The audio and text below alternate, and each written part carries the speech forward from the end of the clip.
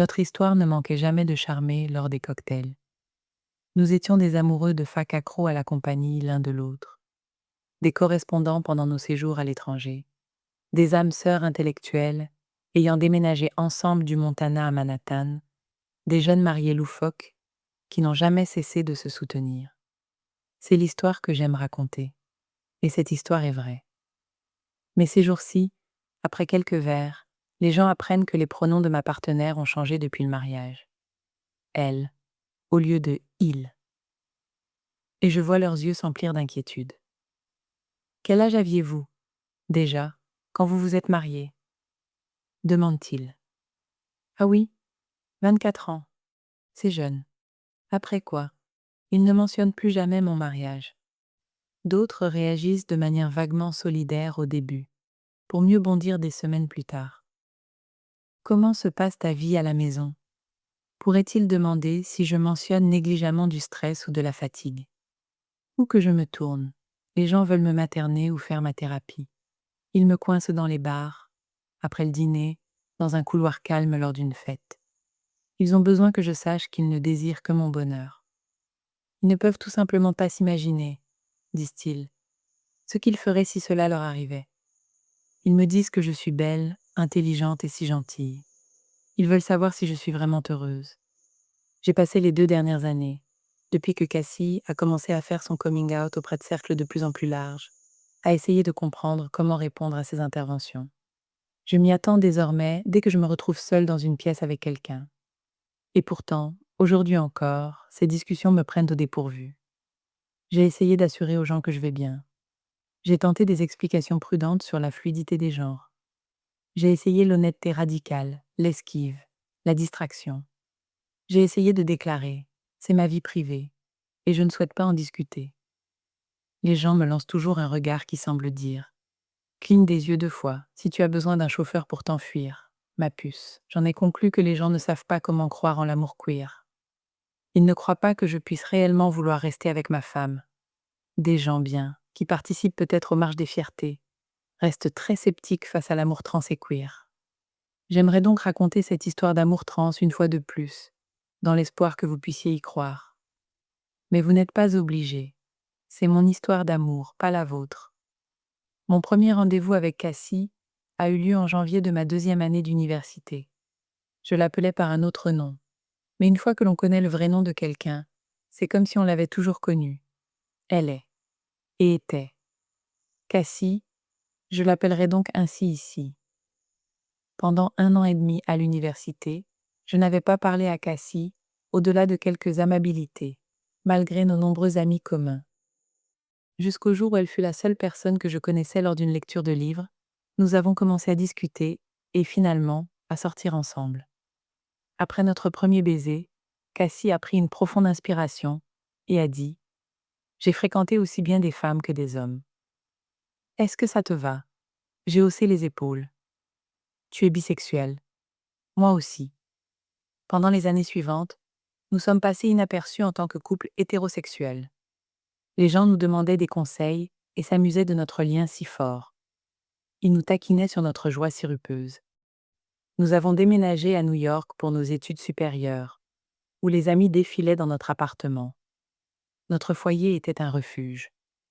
Même avant que je ne termine mes études supérieures, à l'époque où nous étions de jeunes mariés, nous pouvions sentir la présence de quelque chose que nous ne pouvions pas nommer.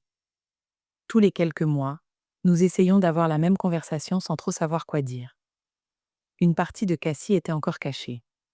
Au printemps 2021, 1 an après le début de la pandémie, j'étais diplômée et j'avais pris un poste d'enseignante, tandis que Cassie rédigeait sa thèse à la maison.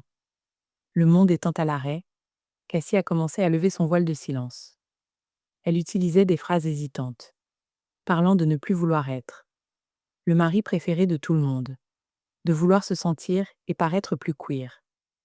Et c'est ainsi que tout a commencé. Elle a débuté avec du vernis à ongles. Puis des colis de chemises et de shorts colorés sont arrivés à la maison. Fini le beige. Puis, des pulls roses.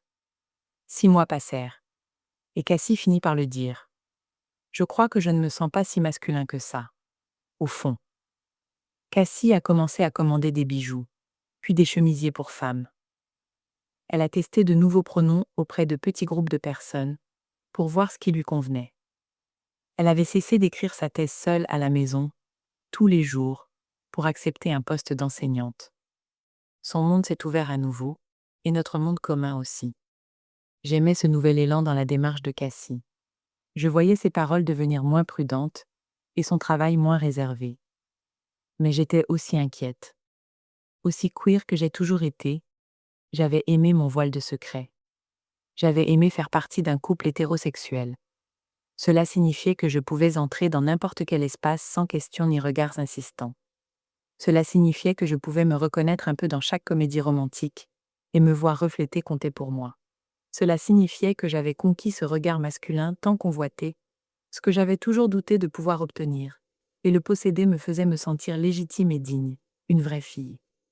On n'a aucune idée de l'importance que l'on accorde à sa propre lisibilité aux yeux du monde jusqu'à ce qu'on la perde.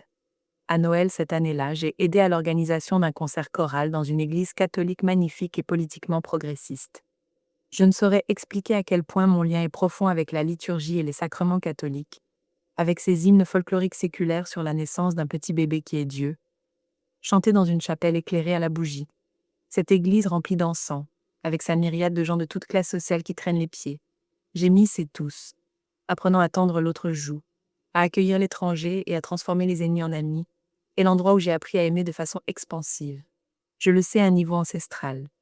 Mais je savais autre chose ce soir-là, lors du concert, que c'était la veille de mon propre coming out. La dernière fois que j'entrerais dans un lieu que j'aimais, et encore moins un lieu religieux, sans susciter de questions. Une fois que tout le monde fut entré, j'ai pris place au fond de l'église. Et tandis que les choristes chantaient l'histoire d'un bébé fragile, j'ai pleuré silencieusement, et avec crainte pour la naissance de mon nouveau moi. Comme je m'y attendais, les têtes se sont rapidement tournées vers nous.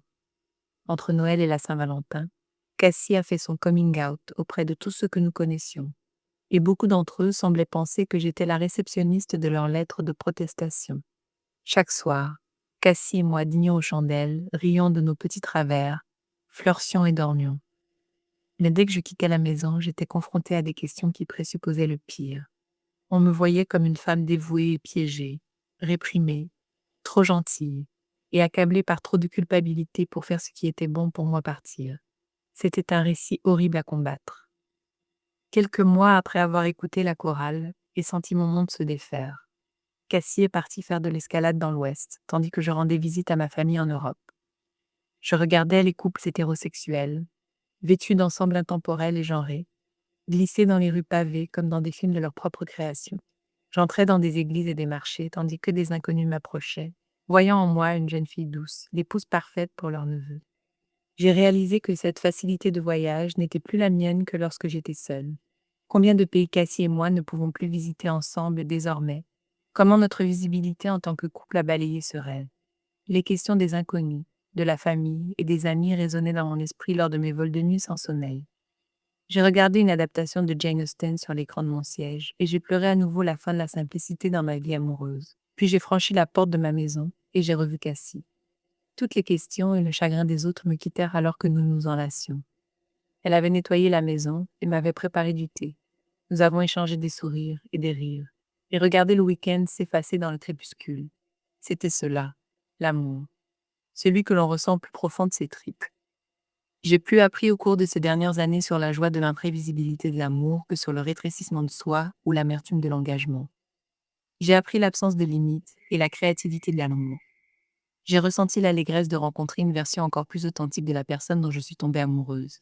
J'ai appris à ne plus aspirer à être la fille d'à côté, pour simplement habiter mon propre être, à m'éloigner des endroits où l'on ne m'estime pas, à être franche, à accueillir ma propre joie. C'est le genre d'amour dont la plupart d'entre nous rêvent. J'aimerais le garder, si cela ne vous dérange pas. Et même si cela vous dérange,